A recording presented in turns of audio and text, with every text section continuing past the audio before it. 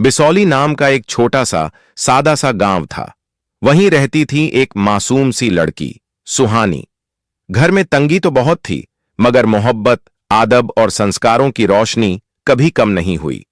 उसके पिता भोला राम खेतों में मजदूरी करते थे और मां कमला देवी दूसरों के घर काम करके परिवार चलाती थीं। बचपन से ही सुहानी बहुत ज़हीन, बहुत समझदार थी। उसकी आंखों में सपनों का पूरा आसमान बसता था। लेकिन घर वालों का यह ख्याल था कि लड़की को ज्यादा पढ़ाकर क्या हासिल होगा। इसी सोच में जब सुहानी सिर्फ 15 साल की थी, उसका रिश्ता एक दूर के रिश्तेदार के बेटे जगदीश से कर दिया गया। शादी तो हो गई, लेकिन उम्र कम होने की वजह से सुहानी मायके में ही रही। उसे कहा गया कि 18 साल की होते ही तुम्हें ससुराल भेज देंगे। यह सुनकर उसके दिल के सारे सपने जैसे बिखर गए। वह स्कूल जाती, अच्छे नंबर लाती, मगर दिल में एक अजीब सा डर बस जाता कि 18 साल के बाद उसकी दुनिया बदल जाएगी और शायद उसकी पढ़ाई भी वहीं खत्म हो जाएगी। सुहानी दिलो-जान से पढ़ाई से मोहब्बत करती थी। उसका ख्वाब था कि एक दिन वह बड़ी अफसर बने, पुलिस की वर्दी पहने, गाड़ी पर डीएसपी लिखा हो और लोग उसे सलाम करें। समय गुजरता गया। शादी हुई थी, लेकिन जगदीश से कोई गहरा रिश्ता नहीं बन पाया था। फिर भी 17 साल की उम्र में उसने हिम्मत करके पहली बार उससे कहा, क्या मैं आगे पढ़ सकती हूं? पढ़ाई मेरी जान है, मैं कुछ बनना चाहती हूं। जगदीश ने उस वक्त बस यूं ही हामी भर दी, सोचकर कि अब भी मना करेंगे तो लोग बातें बनाएंगे। सुहानी को लगा शायद अब उसकी जिंदगी में कोई नई सुबह आएगी। लेकिन जैसे ही वह 18 साल की हुई, उसे ससुराल भेज दिया गया। ससुराल बड़ा घर था, बड़ा खानदान था और उससे भी बड़ी थीं जिम्मेदारियां। सुबह आंख खुलते ही काम का ऐसा ढेर सामने होता कि सुहानी खुद के बारे में सोच भी नहीं पाती थी। सास सख्त मिजाज की थीं, घर में अनुशासन चाहिए। ससुर पुराने ख्यालात वाले, बहू घर संभाले, यही काफी है। जगदीश एक सरकारी स्कूल में चपरासी था। शादी से पहले उसने वादा किया था कि वह सुहानी को पढ़ने देगा, मगर ससुराल का माहौल आते ही यह बात धुंधली पड़ने लगी। कुछ महीने गुजरे, सुहानी ने हिम्मत जुटाई और फिर कहा, मैं पढ़ाई जारी रखना चाहती हूं, क्या मैं आगे पढ़ सकती हूं? जगदीश ने चौंक कर देखा, अब कैसी पढ़ाई, घर का काम देखो, हमारे घर में कोई लड़की इतना नहीं पढ़ती, तुम्हें भी नहीं पढ़ना है? उसकी यह बात सुहानी के दिल पर जैसे भारी चोट बनकर बैठ गई। लेकिन उसने उम्मीद नहीं छोड़ी। वह सोचती रही, शायद एक दिन जगदीश समझ जाएगा। मगर वक्त के साथ जगदीश का स्वभाव और भी कड़क होता गया। छोटी छोटी बातों पर नाराज हो जाना, ऊंची आवाज में बोलना, सब आम हो गया। एक रात बहुत हिम्मत करके सुहानी ने फिर कहा, जगदीश, मैं बस थोड़ी सी पढ़ाई करना चाहती हूं, घर का काम भी करूंगी, पढ़ाई भी, बस इजाजत दे दो। जगदीश ने बात सुनते ही आंखें तरेरीं और तुनक कर बोला, तुम्हें कितनी दफा समझाना पड़ेगा? मैंने कह दिया ना, आगे पढ़ाई की कोई जरूरत नहीं, दोबारा ये बात जुबान पर मत लाना। धीरे धीरे यही गुस्सा रोज का मामला बन गया। छोटी सी बात भी बहस में बदल जाती और बहस झगड़े में। सुहानी की हालत देखकर कभी कभार सास ससुर भी बीच में बोलते, मगर उनकी सोच भी वही पुरानी थी। लड़की का काम तो घर संभालना ही है। अब सुहानी के चेहरे की चमक कम होने लगी थी। पहले जैसा जोश नहीं बचा था, मगर दिल के किसी कोने में उसका सपना अभी भी जिंदा था, टिमटिमाती हुई लौ की तरह। वह चुप रहती, पर अंदर से टूटती जा रही थी। उसे लगता मानो उसकी जिंदगी धीरे धीरे उसकी मुट्ठी से फिसल रही हो। एक दिन बड़ी बहस के बाद जगदीश ने पहली बार उस पर हाथ उठा दिया। सुहानी के दिल में जैसे हजारों शीशे टूट गए। यही वो शख्स था जिसने कभी वादा किया था कि वो उसे आगे बढ़ने देगा, और आज वही उसके रास्ते की सबसे बड़ी दीवार बन गया था। दिन बीतते गए और हालात और बदतर होते गए। जगदीश रोज खेत से लौटकर किसी भी छोटी बात पर चिल्ला उठता। गुस्सा अब उसका स्वभाव बन गया था। सुहानी हर बार चुप रहती, क्योंकि उसे महसूस होने लगा था कि हर झगड़ा उसके सपनों से एक कदम और दूर कर देता है। रातों को उसका दिल चुपचाप रोता। दिन में वह मुस्कुराने की कोशिश करती, मगर अंदर ही अंदर घुटती जा रही थी। कई बार उसने सोचा, अगर मैं इस गांव से बाहर जाकर पढ़ सकूं, तो शायद जिंदगी बदल सकती है। उस रात भी जगदीश का गुस्सा हद से बढ़ गया था। अपमान की आग में तड़पती हुई सुहानी अपने कमरे में अकेले बैठी थी। खिड़की से आती हल्की चांदनी कमरे में फैल रही थी। सब कोई सो चुका था, लेकिन उसकी आंखों से नींद बहुत दूर थी। उस पल एक चीज पहले से ज्यादा मजबूत हो चुकी थी, उसका इरादा।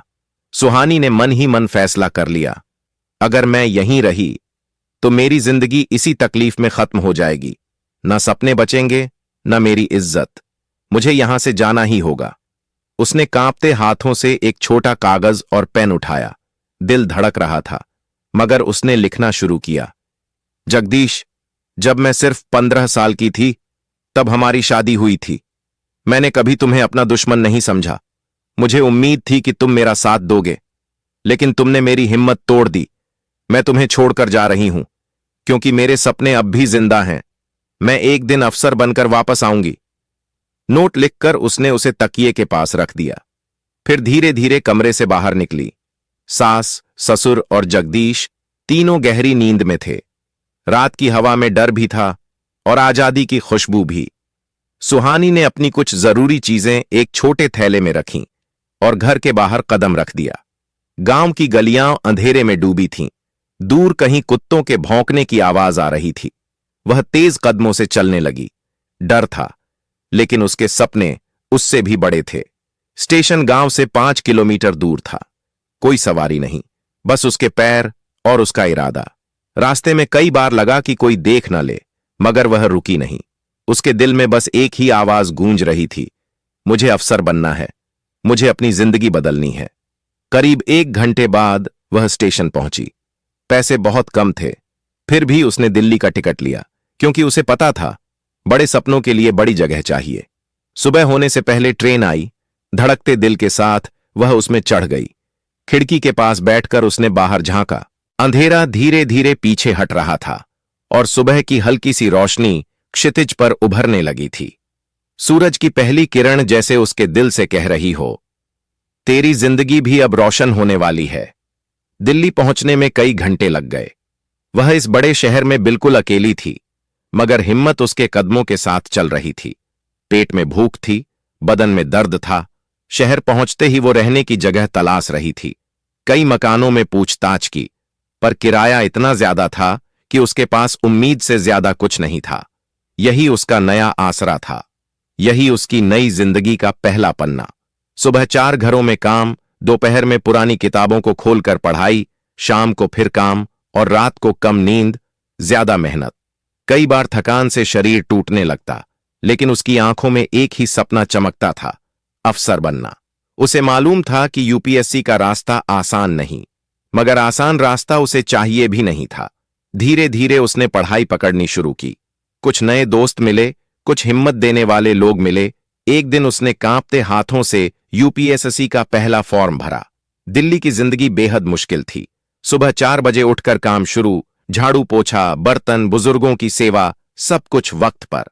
इन कामों से जो 10,000 रुपए आते थे, उसी से खाना और पढ़ाई सब चलता था। शाम तक उसका शरीर थककर चूर हो जाता, लेकिन जैसे ही वह अपने छोटे से कमरे में कदम रखती, उसी वक्त अंदर एक नई ऊर्जा बहने लगती। एक कमरा, एक बल्ब, एक कुर्सी और पुरानी मेज, बस इन्हीं चीजों के सहारे वह देर रात तक पढ़ती रहती। कोचिंग के पैसे नहीं थे तो उसने पुरानी किताबें खरीदी। लाइब्रेरी में बैठकर दिन भर पढ़ाई करती। कई बार भूख सताती, वह बस पानी पीकर खुद को संभाल लेती। कई बार नींद आंखें बंद कर देती, वह चेहरा धोकर फिर बैठ जाती। धीरे धीरे उसे समझ आया, यूपीएससी सिर्फ किताबों की परीक्षा नहीं, यह सब्र, मेहनत और हिम्मत की भी परीक्षा है। पहली बार उसने परीक्षा दी। एग्जाम सेंटर में वह बहुत घबराई हुई थी। हॉल में बैठे लड़के लड़कियां सब पढ़े लिखे, आत्मविश्वास से भरे हुए। एक पल को उसके दिल में आया, क्या मैं इन सबके सामने टिक पाऊंगी? मगर अगले ही पल उसने खुद से कहा, जिसने इतना सफर अकेले तय किया है, वह ये पेपर भी दे सकती है।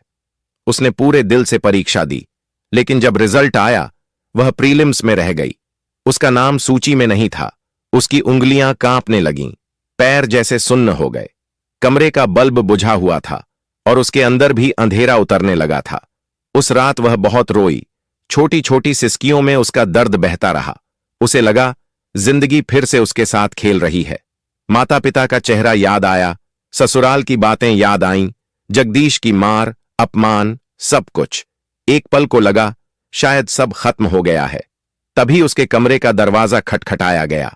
बाहर उसकी पड़ोस की लड़की पूजा खड़ी थी, जो खुद 4 साल से यूपीएसएससी की तैयारी कर रही थी। उसने सुहानी की हालत देखी और धीरे से कहा, सुहानी, हार मत मानो। पहली कोशिश में चयन होना बहुत मुश्किल होता है। तुमने 1 साल में जितना किया है उतना कोई आसान रास्ता चुनने वाला नहीं कर पाता। तुम्हारी मेहनत कहीं खो नहीं रही, बस एक बार और कोशिश करो। पूजा की बात उसके दिल में एक चिंगारी की तरह उतर गई। पूजा ये कहकर चली गई। सुहानी ने आंसू पोंछे और खुद से बोली, मैंने अपनी जिंदगी बदली है, तो भला एक इम्तिहान मेरी जीत कैसे छीन सकता है। अगले ही दिन वह फिर लाइब्रेरी पहुंची, फिर वही पुरानी किताबें, फिर वही मेहनत का सफर, मगर इस बार पहले से ज्यादा जुनून के साथ। सुबह घरों का काम, दोपहर में पढ़ाई, शाम फिर काम और रात भर पढ़ाई। यह दिनचर्या फिर शुरू हो गई। कभी कभी शरीर जवाब देने लगता, कभी दिमाग बोझ से भर जाता, लेकिन कमरे की दीवार पर चिपका वह एक कागज उसे हमेशा संभाल लेता। एक दिन मैं डीएसपी बनूंगी। वह रोज उसे देखती और अपनी रूह में नई ताकत महसूस करती। दूसरी बार परीक्षा का समय आया। इस बार सुहानी ने अपनी पूरी जान लगा दी। दिल कहीं गहराई में कह रहा था, किस्मत ने मुझे 1 साल रोका है, लेकिन हमेशा नहीं रोक सकती। एग्जाम हुआ और इंतजार शुरू हुआ। दिन बीतते गए। रिजल्ट वाले दिन उसकी सांसें तेज हो गईं। वह कंप्यूटर स्क्रीन पर अपनी रोल नंबर की खोज में ऊपर नीचे पेज कर रही थी। हर बार पेज स्क्रॉल करती, पर नाम नजर नहीं आता। एक पल उसने हल्की सी आंखें बंद कीं और फिर दोबारा देखा। इस बार उसका नाम सूची में था। पहले तो यकीन ही नहीं हुआ। उसने पूजा को बुलाया, देखो मेरा नाम है क्या। पूजा ने स्क्रीन देखी और खुशी से उछल पड़ी, सुहानी, तुम पास हो गई, तुमने कर दिखाया। इस बार सुहानी की आंखों से जो आंसू निकले वो दर्द के नहीं, कामयाबी के थे। उसकी मेहनत आखिरकार रंग लाई थी। कुछ दिनों बाद फाइनल रैंक आई और सुहानी को बेहतरीन नंबरों के साथ डीएसपी का पद मिला। सरकारी गाड़ी, सरकारी मकान, वर्दी, सब अब उसके नाम था। जब उसने पहली बार अपनी पुलिस की वर्दी पहनी, आईने के सामने खड़ी होकर देर तक खुद को देखती रही। वर्दी में उसका चेहरा एक अलग ही रोशनी से चमक रहा था। उसकी आंखों में वह गर्व था जो सिर्फ उन लोगों को मिलता है जो अंधेरों से लड़कर रोशनी तक पहुंचते हैं। उसे अचानक याद आया, वही लड़की जो कभी अंधेरी रात में घर छोड़कर भागी थी, आज लोगों की सुरक्षा की जिम्मेदारी संभालने जा रही थी। उसने आसमान की तरफ देखा और धीरे से कहा, शुक्रिया भगवान, मेरी मेहनत को मंजिल मिल गई। डीएसपी बनने के बाद उसकी जिंदगी पूरी तरह बदल चुकी थी। अब गाड़ी भी थी, वर्दी भी, सम्मान भी और समाज में एक अलग पहचान भी। लोग दूर से सलाम करते, हर जगह उसका मान बढ़ चुका था। लेकिन उसके दिल में एक सवाल हमेशा सन्नाटा बनकर बैठा रहता, जगदीश कहां है, किस हाल में है। जब वह ससुराल गई थी, घर खाली मिला था। दरवाजे पर ताला जड़ा हुआ था। पड़ोसियों ने बस इतना बताया कि जगदीश और उसका परिवार किसी वजह से अचानक गांव छोड़कर चले गए। कहां गए, क्यों गए, किसी को पता नहीं। यह बात सुहानी के दिल में कहीं गहरी धंस गई। उसकी जिंदगी संभल गई थी, लेकिन पति की गुमशुदगी उसके अंदर एक खालीपन छोड़ जाती थी। वह अक्सर सोचती, इतने सालों में उसने मुझे ढूंढने की कोशिश क्यों नहीं की। इसी बीच सरकार की तरफ से एक अहम आदेश आया। मथुरा में होने वाले बड़े धार्मिक कार्यक्रम की सुरक्षा संभालने के लिए उसे भेजा जा रहा था। मथुरा, जहां रोज लाखों श्रद्धालु आते हैं। संकरी गलियां, भीड़ भरे रास्ते, हर तरफ भक्तों का सैलाब। यहां सुरक्षा का काम सिर्फ हिम्मत नहीं, बल्कि तेज दिमाग और जज्बे की भी मांग करता था। पर डीएसपी सुहानी को देखकर हर किसी को यकीन था वह यह जिम्मेदारी बखूबी निभाएगी। मथुरा पहुंचकर उसने पहली बार वहां की गलियों, मंदिरों और घाटों को करीब से देखा। रंग बिरंगे फूल, राधे राधे की गूंज और भक्तों का समुद्र। इस माहौल में एक अजीब सी शांति थी, दिल को छू लेने वाली। लेकिन उसे क्या पता था, यहीं, उसी भीड़, उसी शहर में उसे अपनी जिंदगी की सबसे बड़ी सच्चाई मिलने वाली है। मथुरा की भीड़, मंदिरों का शोर और भक्तों की लहर के बीच डीएसपी सुहानी अपने काम को समझने के लिए खुद मैदान में उतरी थी। वह उन अफसरों में से नहीं थी जो दूर से आदेश दे दें। वह हर मोड़, हर चौराहे, हर मंदिर के बाहर की स्थिति खुद अपनी आंखों से देख रही थी। भीड़ का दबाव, सुरक्षा व्यवस्था, लंबी लंबी लाइनें, वह सबकी बारीकी से जांच कर रही थी। साधु संत भजन गा रहे थे, गरीब लोग भीख मांगकर अपने दिन काट रहे थे। इसी भीड़ में उसकी नजर एक आदमी पर पड़ी। बहुत दुबला पतला, फटे पुराने कपड़े, वह सड़क किनारे बैठकर भीख मांग रहा था। पहले तो सुहानी ने ध्यान नहीं दिया, क्योंकि ऐसे लोग वहां बहुत थे। लेकिन जैसे ही वह उसके पास से गुजरी, वह आदमी कांपते हुए हाथ आगे बढ़ाकर बोला, माता जी, कुछ दान दे दीजिए। उसकी आवाज टूटी हुई, कमजोर और भरी हुई थी। लेकिन सुहानी के कानों में यह आवाज एक अजीब सी चुभन बनकर उतर गई, जैसे यह आवाज उसने कहीं सुनी हो। बहुत गहराई में वह रुकी, धीरे धीरे उसकी तरफ मुड़ी।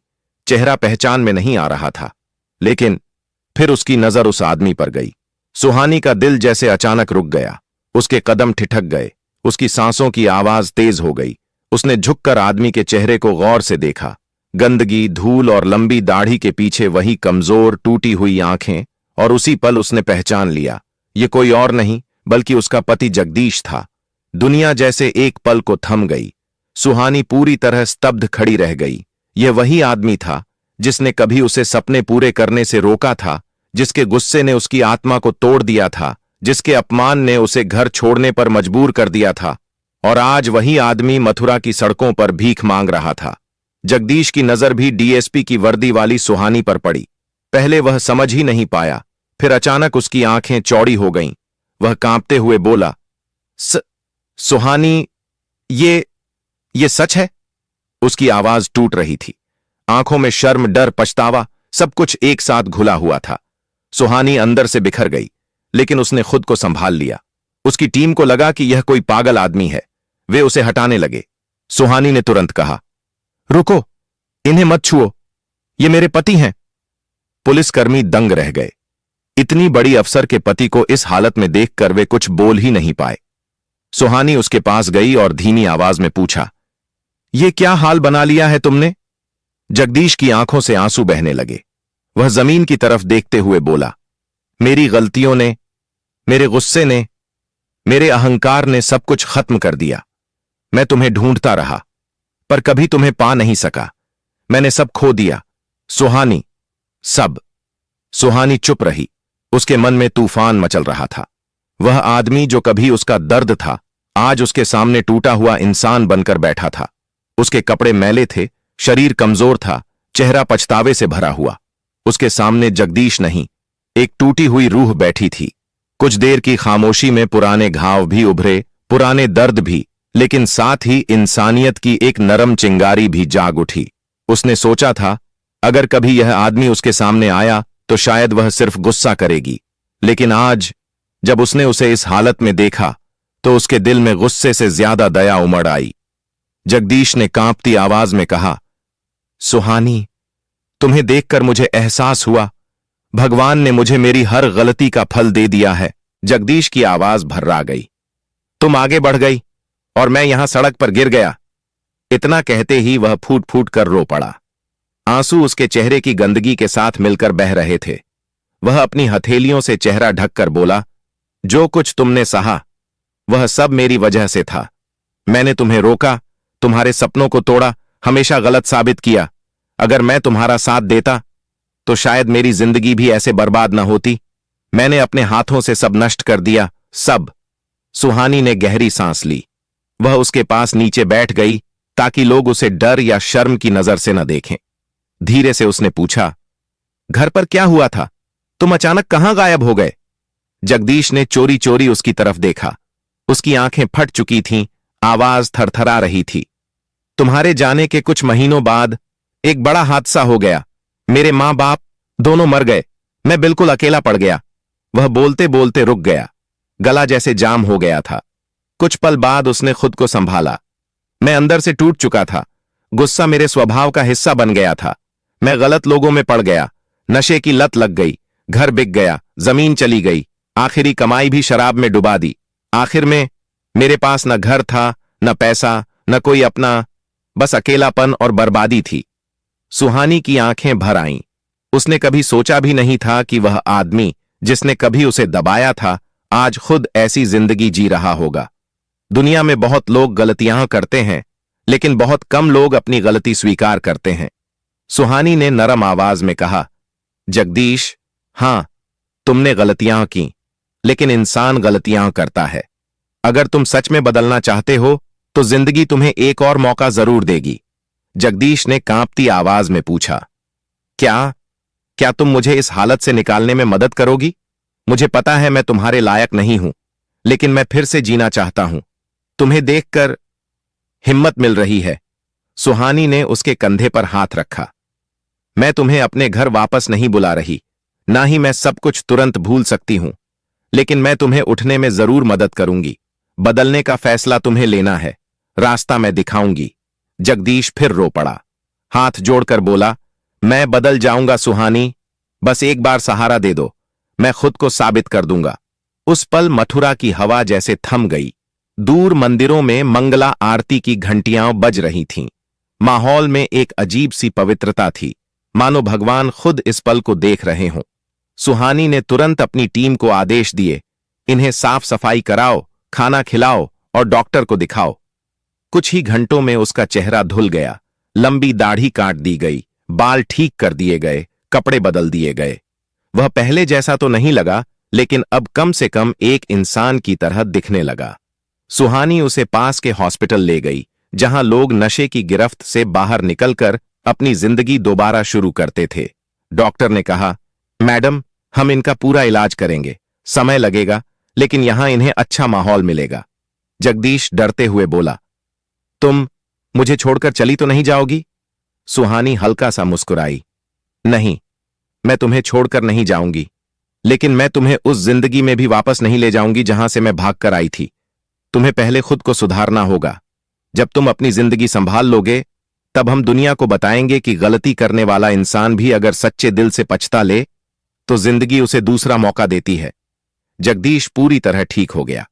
लत छुड़ गई, शरीर संभल गया, चेहरा फिर से इंसानियत की रोशनी से भर गया। और यहीं यह कहानी खत्म होती है। लेकिन सुहानी की ताकत, जगदीश का पछतावा और जिंदगी का दिया हुआ दूसरा मौका लोगों के दिलों में हमेशा जिंदा रहेगा।